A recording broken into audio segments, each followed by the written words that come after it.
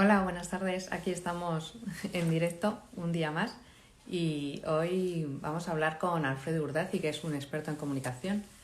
Entonces, me gustaría que fuera de provecho para todos. Alfredo ha trabajado en radio y en televisión y ahora mismo tiene una agencia de comunicación. Me gustaría que las herramientas que tiene para las empresas las apliquemos también para familias. Entonces, a ver si se puede conectar. Hola, Hola, ¿qué tal, Ana? ¿Cómo estás? un placer tenerte aquí en este espacio. Igualmente, igualmente. Muchas gracias por tu tiempo, sobre todo. Encantado. Bueno, me gustaría primero empezar conociéndote un poco más, ¿no? Que nos dijeras así la gente que te conoce el aspecto profesional, pero en la vida personal, que nos dijeras pues un libro, una comida o un cuadro incluso que enseñarías tú a tu amigo. Bueno, vamos a ver, no es fácil elegir No. a ver, solo uno es demasiado, ¿no? Pero vamos a ver, yo si me dijeras que solo eligiera un libro, probablemente me quedaría con Moby Dick, de Herman Melville. Si me dijeras que elija un solo cuadro, me quedaría con eh, Las Meninas de Velázquez. Creo que sigue siendo un cuadro que sorprende cada vez que lo ves, que te maravilla. Eh, Esa capacidad que tiene Velázquez de pintar el aire, yo creo que es algo mágico dentro de la pintura. Es un cuadro que uno no se cansa de ver y no se cansa de leer sobre él, las interpretaciones diversas que tiene. En fin, es una de esas obras inagotables, ¿no? Y bueno, pues si me pides que elija solamente un plato, yo soy un fan del bacalao y creo que es otro plato mágico, como decía Vázquez Montalbán, el bacalao al pil pil es la resurrección del bacalao, ¿no? Creo que es un plato mágico porque está hecho con ingredientes pobres, al menos antes lo eran. El bacalao era un ingrediente que era el pescado de las zonas de interior, era el pescado de los pobres porque no necesitaban comprarlo fresco. Y la leyenda dice que se creó en el sitio de Bilbao cuando en el asedio pues los habitantes de Bilbao tenían cosas o elementos o ingredientes de alguna manera que duran en el tiempo, ¿no? El aceite que se conserva mucho tiempo, el ajo seco que también se conserva mucho tiempo y el bacalao seco que también es un ingrediente de larga duración, ¿no? Entonces, creo que de alguna manera ese es un plato que además es muy sabroso y para mí si me dices elige solamente uno me quedo con ese, aunque insisto, podríamos estar hablando durante muchas horas de los tres campos que has tocado. Bueno, pero nos dan una imagen de ti, un reflejo, para conocerte un poco más. Velázquez también es Las Meninas mi cuadro, ¿eh? Me ha hecho mucha gracia porque es el cuadro por excelencia para mí. De Velázquez, la verdad es que de Velázquez se pueden admirar muchos cuadros, ¿no? Es decir, que creo que es un pintor que anticipa el impresionismo. Hay algunos, el cuadro de Villa Medici, por ejemplo, es un cuadro que se ha tomado como referencia a la hora de establecer el nacimiento de la técnica de los impresionistas. Es un pintor de gentes humildes, es un pintor de borrachos, es un pintor de bufones, también es un pintor de reyes, por supuesto, pero yo creo que es una de las cumbres de la pintura, ¿no? Y creo que en Velázquez, así como si me dices en la música, yo te diría que en Bach está toda la música, desde la antigua hasta los Beatles, en Velázquez está toda la pintura. Toda la razón, estoy contigo. Oye, me gustaría, estás en una empresa de comunicación para las empresas, pero a mí me gustaría aplicarlo a la familia. Entonces, Ujú. es donde la confianza ahí, a veces donde menos se cuida la comunicación. O sea, que nos dijeras como unas bases para una comunicación sana. Bien, ¿Qué? mira, yo creo que lo fundamental, y en esto voy a seguir a un filósofo muy de actualidad, es decir, que es alguien que uno se puede encontrar en Madrid hoy en un café, o lo puede ver en la Fundación Juan Marc, porque dirige la Fundación Juan Marc, que es Javier Goma. Javier Goma tiene una serie de libros donde él ha puesto el acento en algo que me parece fundamental en este tiempo, ¿no? Que es la ejemplaridad. Y creo que lo ejemplar sirve como lección de comunicación en todos los ámbitos. En el ámbito de la empresa, en el ámbito de la familia, en el ámbito de lo personal. Creo que, sobre todo a la hora de educar, yo creo que lo que más educa es el ejemplo. en familias donde los padres son trabajadores, normalmente suelen salir hijos trabajadores, donde los padres leen suelen salir hijos lectores, donde los padres consumen mucha televisión, pues salen hijos que consumen mucha televisión. Y yo creo mucho en el ejemplo, creo que tiene un valor comunicativo que va mucho más allá de la palabra, mucho más allá del discurso, ¿no? Y luego creo que llevándolo al terreno un poco de las crisis, que es de lo que nosotros nos ocupamos en esta agencia donde yo estoy, yo diría diría algo muy sencillo, ¿no? Yo tengo un amigo que le repite mucho a sus hijos aquello de, bueno, cuando metáis la pata fuera de casa, contarlo primero en casa. No importa lo que hayáis hecho, no importa como decimos en Navarra, el chandrío que hayas cometido, el estropicio que hayas provocado, coméntalo primero en casa. Creo que el miedo a contar, el miedo a revelar cosas es algo tremendamente pernicioso para la comunicación y sobre todo para la resolución de los problemas, ¿no? Y al final, pues uno al cabo del día se encuentra con numerosos problemas que tiene que resolver y que debe resolver además con ayuda normalmente, ¿no? Entonces creo que esa apertura, esa actitud de estar abierto a lo que sea, pues es tremendamente útil a la hora de que la comunicación sea eficaz, ¿no? Al final, lo que buscamos con la comunicación es eso, es resolver problemas, es compartir inquietudes, compartir empresas, compartir objetivos.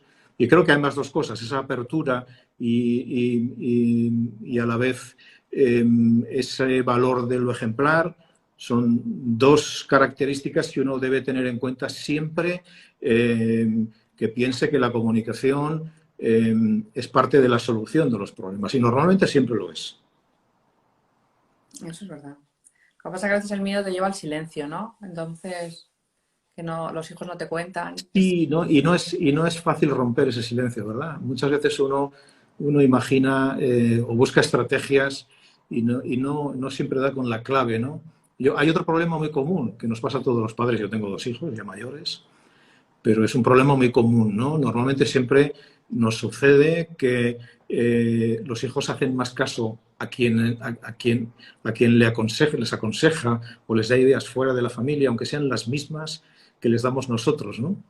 Entonces, muchas veces lo que hay que hacer pues, es encontrar fuera del ámbito nuclear, familiar, personas que de alguna manera sean cómplices y que les digan lo mismo que les vamos a decir nosotros. Personas a las que probablemente van a dar más autoridad, más credibilidad que a los padres, porque, bueno, la naturaleza de la filiación es así, ¿no? Uno lleva a la contraria a su padre porque cree que debe encontrar su propio camino o porque piensa que, bueno, pues que ya tiene una edad adulta como para poder y saber decidir por sí mismo, ¿no? Entonces eso lleva al rechazo y ahí se producen muchas distorsiones y mucho ruido dentro de la comunicación. Es una buena estrategia esta, de tener un aliado fuera. Sí. Ves, en la comunicación siempre, y sobre todo en las crisis, uno tiene que tener aliados, tiene que buscar aliados, ¿no? Los tiene que buscar con tiempo, no vale aquello de, bueno, ahora que tengo un problema, ahora voy a ver quién está conmigo. No. Esto hay que hacerlo con tiempo, con dedicación, con estrategia, con perspectiva, con relaciones sanas, con relaciones limpias, donde cada uno se respeta en su propio ámbito, pero luego cuando llegan los momentos difíciles uno tiene que activar esos aliados para que de alguna manera sean un escudo y sean unos valedores de tu actividad y unos certificadores de la honestidad y de la digamos, del cumplimiento de tu propia misión, ¿no? Esa estrategia hay que tenerla también en la familia, claramente. Oye, ¿es más difícil escuchar o saber responder? Qué gran pregunta esta. Mira, normalmente uno se encuentra con personas que piensan que comunicar es hablar, ¿no? Y no es eso. Hay una condición previa, que es la de la escucha. Si no sabes con quién estás hablando, si no sabes qué le inquieta, qué le preocupa, qué le motiva, qué busca, nunca vas a saber comunicar con eficacia. Escuchar es difícil. Vivimos en un mundo con muchos mensajes. Vivimos en un mundo donde yo creo que el ego de las personas se ha cultivado de manera un tanto excesiva. Entonces uno se encuentra directivos, lo digo directivos porque nosotros uno de los trabajos que hacemos más habituales es la formación de directivos en habilidades de comunicación. Y nos encontramos siempre con este problema. El directivo te cuenta su vida. Y yo digo, no me sirve que me cuentes tu vida. Esto no va de eso. Esto va de que tú tienes que saber con quién estás, qué les preocupa a tus equipos, qué tienen en la cabeza, qué inquietudes manifiestan y cuáles no. Yo siempre, fíjate, recomiendo un libro de comunicación que no tiene nada que ver con comunicación, en principio. Ed Catmull fue el fundador de Pixar, de la productora de animación de la que fue uno de los directivos Steve Jobs. Ed Catmull tiene un libro que se titula Creatividad, Sociedad Anónima. Y entonces cuenta el nacimiento de Pixar, el desarrollo de Pixar, pero lo más importante que cuenta es la vida interna de la compañía. Y entonces, en algún momento del libro, él confiesa que establecieron un esquema de comunicación dentro de la empresa que no tenía nada que ver con el esquema jerárquico. Y él dice, aquellas compañías que tienen una distribución de la comunicación, un esquema de comunicación, de dónde vienen los mensajes, hacia dónde van y cómo circulan, que sigue punto por punto el esquema jerárquico de la compañía, están condenadas al fracaso. Aquellas empresas en las que los problemas se comentan en la máquina del café, pero no en los despachos, están condenadas al fracaso, ¿no? Aquellas compañías, sin embargo, donde cualquier empleado de cualquier equipo puede criticar lo que hacen los directivos, o lo que hace los propios profesionales que están en su propio equipo, son compañías que tienen una ventaja competitiva con respecto a las demás, ¿no? Entonces, a la pregunta que tú me haces, escuchar es difícil. Y yo creo que es lo más importante en la comunicación. Hoy, por ejemplo, tenemos herramientas muy desarrolladas, herramientas de inteligencia artificial que nos permiten conocer el estado de ánimo y el estado de opinión del interior de las empresas y de los equipos. Y esto es tremendamente importante, ¿no? Porque son herramientas de escucha y son herramientas de conocimiento.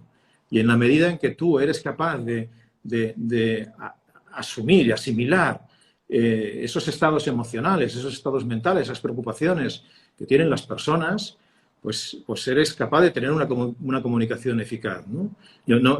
Yo siempre cuando preparamos a un directivo para una intervención pública, para un discurso, la pregunta fundamental es ¿quién va a estar escuchándote? ¿Qué piensa? ¿Qué tiene en la cabeza? ¿Qué espera de ti? ¿Qué es lo que te tienes que preguntar?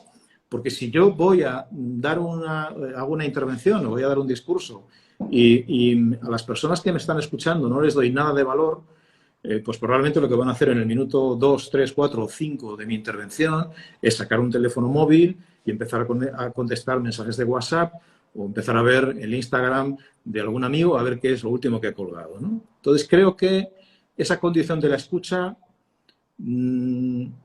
te la da la edad, seguramente. Es algo que cuesta aprender porque uno a una determinada piensa que tiene muchas horas que contar. Y cuando llega a una edad un poquito más avanzada, normalmente sabe que la riqueza y el oro de la comunicación está en escuchar a las personas. ¿Y los algoritmos están tan desarrollados como para enseñarte más que la persona? A ver, los algoritmos, la clave está en los términos que has utilizado en la pregunta, ¿no? ¿Cómo están diseñados? Si un algoritmo está viciado en su diseño, nos dará información viciada. Si el algoritmo está bien trabajado, pues nos va a dar buena información, ¿no? Por tanto, lo que tenemos que hacer de manera permanente es cuestionar aquello que hemos planeado en el algoritmo, ¿no? Cómo se mueve, con qué esquemas trabaja, cuáles son las conexiones que busca y sobre todo algo que a mí me parece fundamental, ¿no? Que es testar las cosas.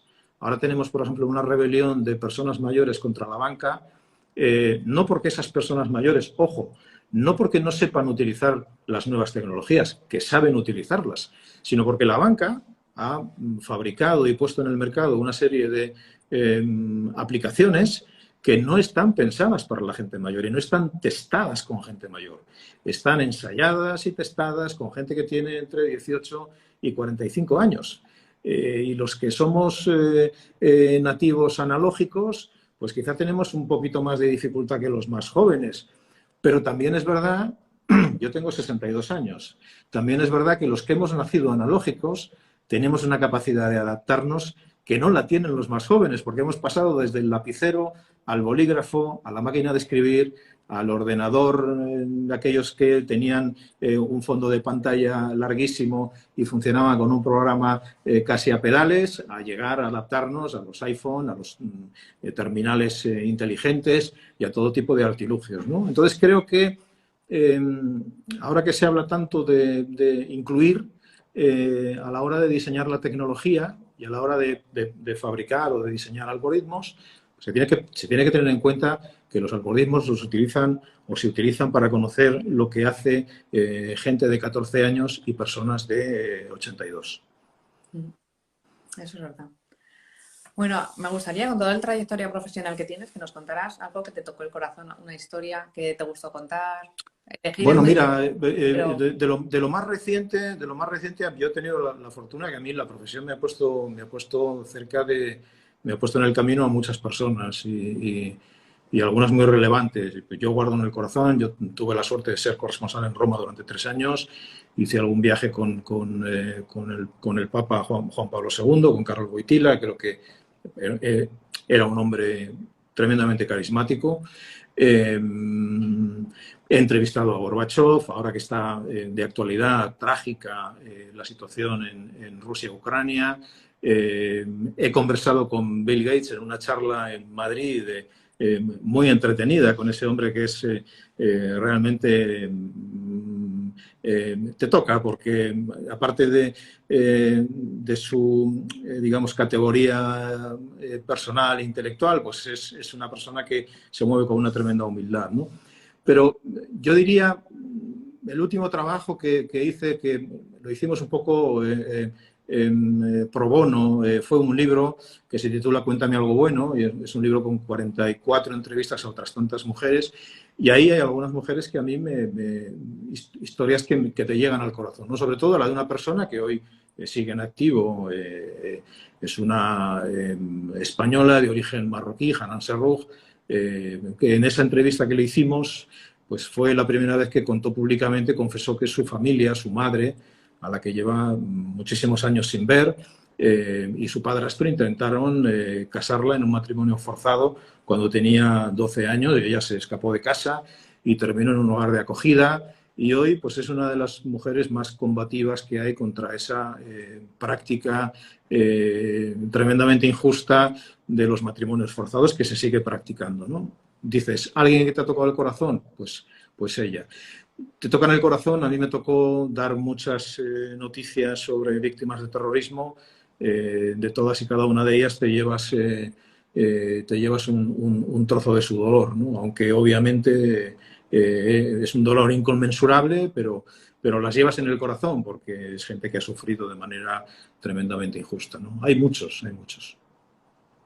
La verdad es que tienes que dar muchas gracias por todo lo que has vivido, ¿eh?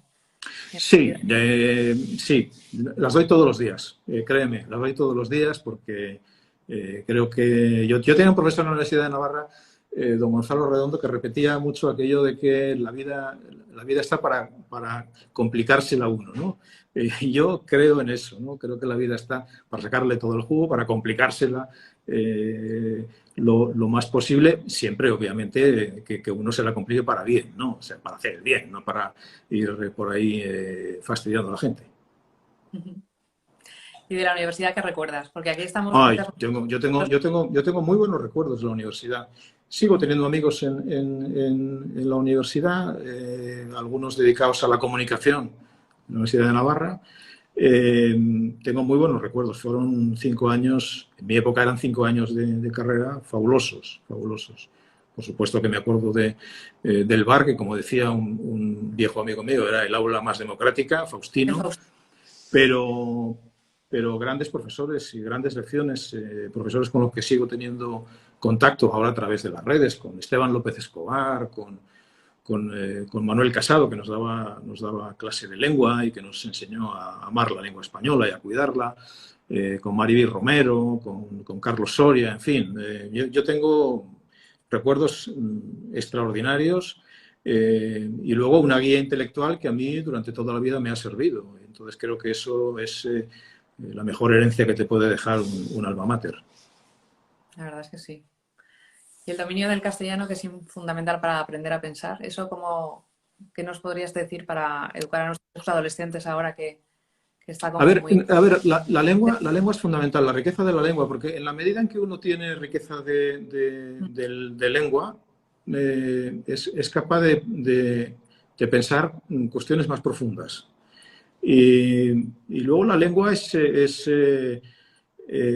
bueno, es una vía de conocimiento en todas sus expresiones. Ya no estoy hablando de que uno se dedique a leer ensayos, pero la poesía es una vía de conocimiento y la novela es una vía de conocimiento. Y yo siempre digo, lo decía cuando trabajaba en televisión, yo creo que a uno le enseña, no más, pero sí tanto a hacer un informativo de televisión, se aprende tanto en una facultad de comunicación como en una buena novela, porque al final son actos narrativos. Uno está basado en la ficción y el otro puede estar basado en la realidad. Pero realmente la regla que estableció García Márquez en una frase célebre sirve para uno y para otro. La regla es atrapa al lector o al espectador desde el primer minuto y no lo sueltes hasta el final. Eso es lo que vale. O sea, tú eres un narrador, tú eres un contador de hechos de la realidad o de hechos de ficción. Entonces creo que leer es tremendamente útil para formar la mente, para conocer, para abrirte al mundo. No necesitas ser un permanente viajero para tener un mundo abierto. La lectura se ha democratizado muchísimo y se ha abaratado muchísimo. Yo nací en una casa en la que había 2 o 3 libros y durante mucho tiempo solo había 2 o 3 libros. Y hoy los libros pueden ser miles en una casa, por pequeña que sea, porque caben en un lector electrónico. Entonces creo que leer es fundamental, hay que acostumbrar y hay que animar a la gente joven a leer. Ojo, que eso no significa que dejes de ver series de televisión.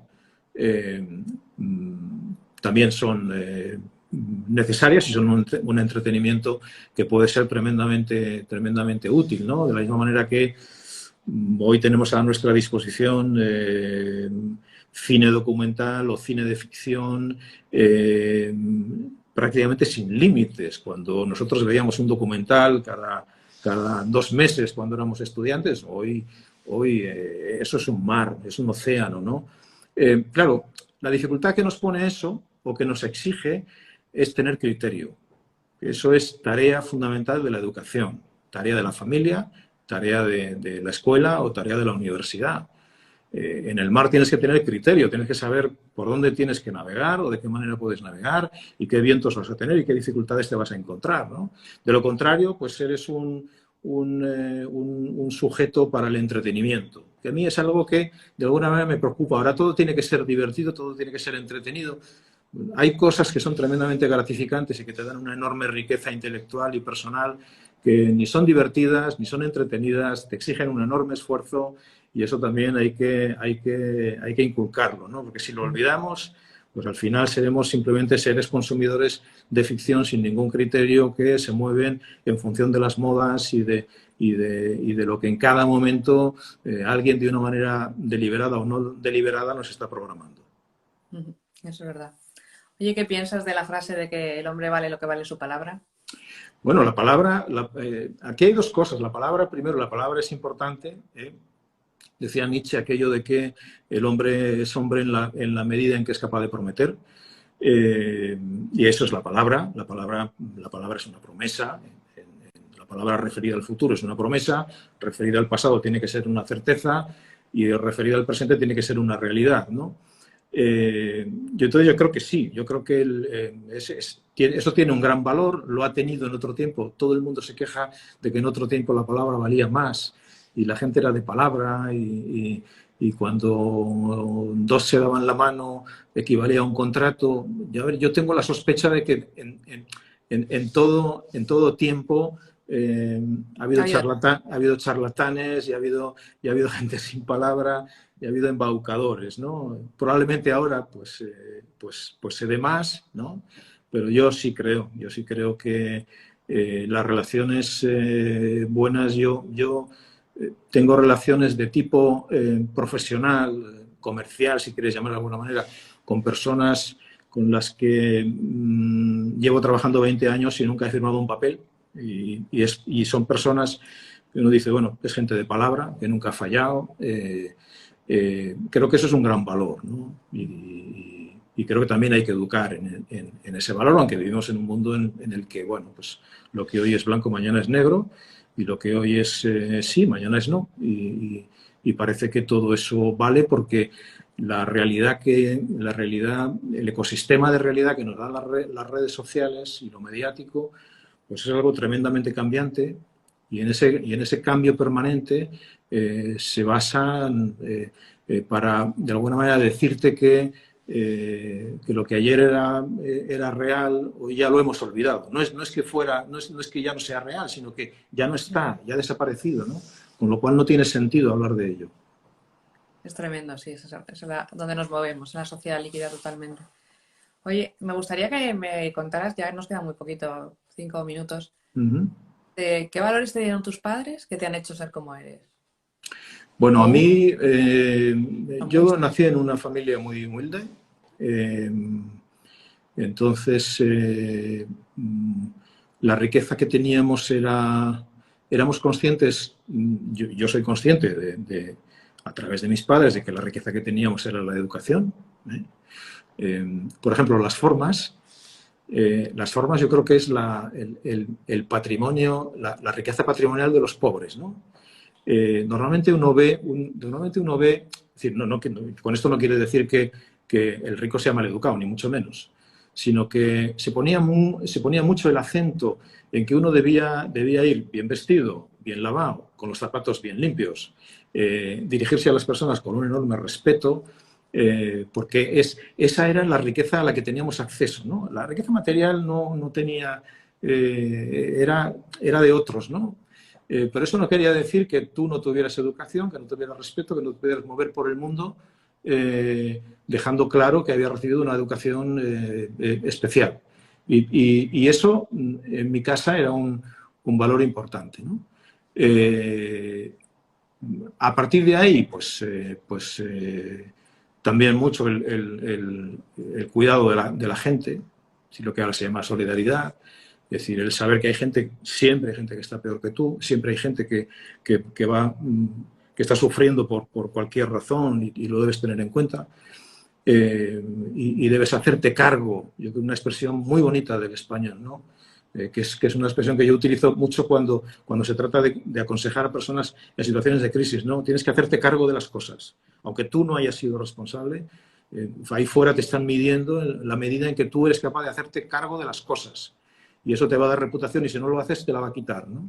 Entonces creo que el hacerse cargo del mundo que le rodea a uno, creo que es un valor que lo aprendí en casa. El valor, obviamente, de que la felicidad no está en lo material, ¿no? La felicidad, como decía Schopenhauer, que lo coge de los griegos, la felicidad está en el interior de uno mismo. Uno puede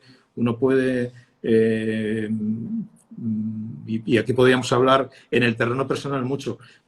Yo he habido épocas en las que no he tenido un duro y he sido tremendamente feliz y quizá ha habido épocas en las que he nadado en la abundancia y he sido mucho más infeliz. Es decir, eso lo podemos aplicar a todo y eso lo que nos lleva a concluir es que la felicidad está aquí dentro y está en la conciencia y está en el mundo interior. Entonces ese es el mundo que tienes que cultivar, lo que tienes dentro, alimentarlo con el bien, con la verdad y con la belleza. En la medida que lo alimentas y lo creas y lo construyes, lo que pasa fuera te afecta muy poco, ¿no? Bueno, yo creo que ahí se encierran un poco los valores que me enseñaron en casa. Bueno, yo creo que ha sido un directo muy potente, con muchas claves aquí, con muchos valores para volver a ver y repasar más adelante. Entonces yo Muy quería bien. también invitar a la gente, si ahora mismo nos están siguiendo, nos ven o a lo largo de esta semana, que si alguno quiere compartirlo, pues que se va a quedar guardado. Entonces, Estupendo. ahí estamos. Muchísimas gracias por tu tiempo y por tus Muy bien, ideas. Ana, muchas gracias a ti. Un placer. He disfrutado un montón y he aprendido. Me alegro Lo de- mucho. Gracias. Gracias. Muy bien. Adiós. Hasta luego. Adiós.